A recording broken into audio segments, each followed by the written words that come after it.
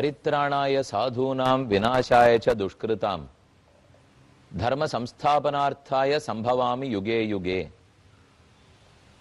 கீதாச்சாரியன் பகவத்கீதையில் தன் அவதாரத்துக்கு பயனை கூறுகிறார். 3 முக்கியமான பயன்களுக்காக பெருமான் பிறக்கிறான். சாதுக்களை காத்தல், துஷ்டர்களை அழித்தல், தர்மத்தை நிலைநிறுத்துதல். துஷ்டனான ராவணன் சாதுக்களான ரிஷிகளுக்கும் தேவர்களுக்கும் துன்பம் கொடுக்க அவர்களெல்லாம் பெருமானிடத்தில் போய் விண்ணப்பம் வைத்தார்கள். பகவானை வணங்கி பிரம்மாவை முன்னிட்டு கொண்டு அவர்கள் வேண்டுகிறார்கள். வைனதேயம் சமாருஹ்ய பாஸ்கர ஸ்தோயதம் யதா தப்த ஹாட்டக கேயூரஹ வந்தியமானஹா சுரோத்தமைஹி. 15வது சர்க்கத்தில் 17வது ஸ்லோகத்தில் பகவான் பொன்னை வாத்து உருக்கினா போலே கருடன் பேர்ல ஏறி வந்தார் என்று சொல்லப்படுகிறது. அஸ்ய பாரியாசு திஸ்ருஷு ஹ்ரீஹி ஸ்ரீஹி கீர்த்யுபமாசு ச விஷ்ணோ புத்திரத்வமாகச்ச கிருத்வாத்மானம் சதுர்விதம் தர்மஜ்ஞஸ்ய வதான்யஸ்ய மஹர்ஷி சமதேஜசஹ தத்ரத்வம் மானுஷோ பூத்வா பிரவிருத்தம் லோககண்டகம். உலகத்துக்கே ஒரு முள்ளை போல இருந்து அனைவருக்கும் துன்பம் கொடுத்து கொண்டிருக்கும் ராவணன், அவனை அழிப்பதற்காக தயரதனுக்கு நீர் பிள்ளையாக பிறக்க வேண்டும். தயரதனுக்கு 3 மனைவிகள் உள்ளார்கள். தேவரீருடைய ஸ்ரீ, பூமி, நீளாதேவி நாச்சியார்கள் எப்படி பெருமை வாய்ந்தவர்களோ அவர்கள் அருளாலேயே அந்த பெருமையை பெற்றவர்கள்தான் கௌசல்யையும் கைகேயும் சுமித்ரையும். 3 பேருக்கும் பேர் கொடுக்கிறார். ஹ்ரீஹி ஸ்ரீஹி கீர்த்யுபமாசுச்ச.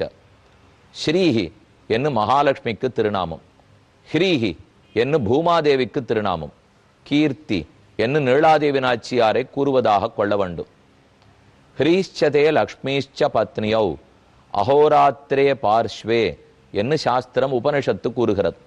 உடனமர் காதல் மகளிர் திருமகள் மண்மகள் ஆயர் மடமகள் என்னிவர் மூவர் ஆளும் உலகமும் 3 என்ன ஆழ்வாருடைய பாசுரம். எப்போதும் பெருமான் ஸ்ரீதேவி பூதேவி நீளாதேவி நாச்சியாரோடு எழுந்தருளி இருக்கிறார். அவர்களுடைய அருளால் தானோ தயரதனுக்கு 3 மனைவியர் உள்ளனர். அவர்களுடைய திருவுதரத்திலே நீ பிறக்க வேண்டும். ராமனாக பிறந்து ராவணன் என்னென்னெல்லாம் வரம் கேட்டிருக்கிறானோ அந்த வரத்தை தாண்டி அவனை அழித்து எங்களை காப்பாற்றி கொடுக்க வேண்டும். ராவணன் வெகு காலம் தவம் புரிந்தான். அவனுடைய தம்பி கும்பகர்ணன், அவன் தம்பி விபீடனன் அனைவருமாக தவம் இயற்றினார்கள். அப்போது பிரம்மா திருப்தி ஏற்பட்டு ராவணனுக்கு முன்றே தோன்றினார். உனக்கு என்ன வரம் வேணுமோ கேளு என்று கேட்டார். அப்போது ராவணன், யாராலும் எனக்கு மரணம் கூடாது, ஒத்தொத்தரால கூடாது கூடாதுன்னு சொல்லி வந்தவன் நரனையும் வானரத்தையும் மட்டும் விட்டு விட்டான். நரன் மனிதன், வானரம் குரங்கு. மனிதனாலும் குரங்காலும் மரணம் ஏற்படக்கூடாது என்று அவன் கேட்கவில்லை. மற்ற அனைவராலும் மரணம் ஏற்படக்கூடாதுன்னு கேட்டான். ஆகையால் தான் பகவான் நரனாய் மனிதனாக பிறந்து ராவணனை முடித்தார். ஒத்தாசைக்கு உதவிக்கு வந்தவர்களும் குரங்குகளும் கரடிகளும் தான். எல்லா தேவர்களும் பிரார்த்திக்க ராமனும் கீழே பிறக்க வேணுங்கிற முடிவெடுத்து கொண்டார். விஷ்ணோ புத்திரத்துவம் ஆகச்ச, ஏ திருமாலே விஷ்ணுவே தயரதனுக்கு பிள்ளையாக நீ பிறக்க வேண்டும். கிருத்வாத்மானம் சதுர்விதம் தத்ரத்வம் மானுஷோ பூத்வா பிரவிருத்தம் லோககண்டகம். உலகத்துக்கு ஒரு நெருஞ்சி முள்ளாக இருந்து துன்பம் கொடுத்து வரும் ராவணனை விலக்கும். கிருத்வாத்மானம் சதுர்விதம், உம்மையே 4 பேராக பிரித்து கொள்ளும். சதுர்பாகு, சதுர்திரம்ஷ்டஹ, சதுர்வியூஹ, சதுர்புஜஹ. இதெல்லாம் விஷ்ணு சஹஸ்ரநாமத்தில் திருநாமம். பெருமானுக்கே 4ஆ பிரித்து கொள்வதில் ஒரு சிறப்பு உண்டு. தர்ம அர்த்த காம மோக்ஷம், அறம் பொருள் இன்பம் வீடு 4ன்னு தான் சொல்லுகிறோம். அதே போல 4 மண்டபங்கள் முக்கியம்.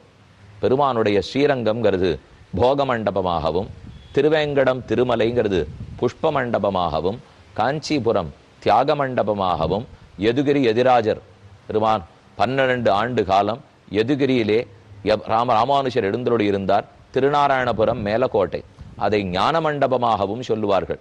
ஆக போக மண்டப, புஷ்ப மண்டப, தியாக மண்டப, ஞான மண்டபம் அப்படி பார்த்தாலும் 4 தான். இப்ப பெருமாள் தன்னை நாலா பிரிச்சின்றார். வியூகமூர்த்தி வாசுதேவ, சங்கர்ஷண, பிரத்யும்ன, அனிருத்தர்கள் என்ன நாலா பிரிச்சிருக்கான்னு கேள்விப்பட்டிருக்கோம். பெருமானுடைய திருக்கைகள் அநேகமா நாலாகத்தான் காட்சி கொடுக்கின்றன. இங்கேயும் பெருமாள் நால்வராக பிறக்கிறான். ராம, பரத, லக்ஷ்மண, சத்ருகனர்கள் தன்னையே 4 பேராக பெருமாள் பிரித்து கொண்டாராம். ராட்சசோ ராவணோ மூர்க்கா வீரியோத்ரேகேண பாததே ரிஷயச்ச ததஸ்தேன கந்தர்வாப்சரசஸ்ததா ஹத்வா குரூரம் துராதர்ஷம் தேவரிஷீணாம் பயாவகம்.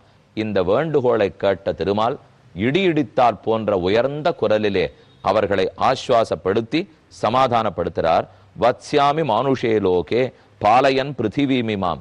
இந்த பூமண்டலத்தையே காப்பாற்றி கொண்டு அயோத்தி பட்டணத்தில் 11,000 ஆண்டுகள் இருக்க போகிறேன்.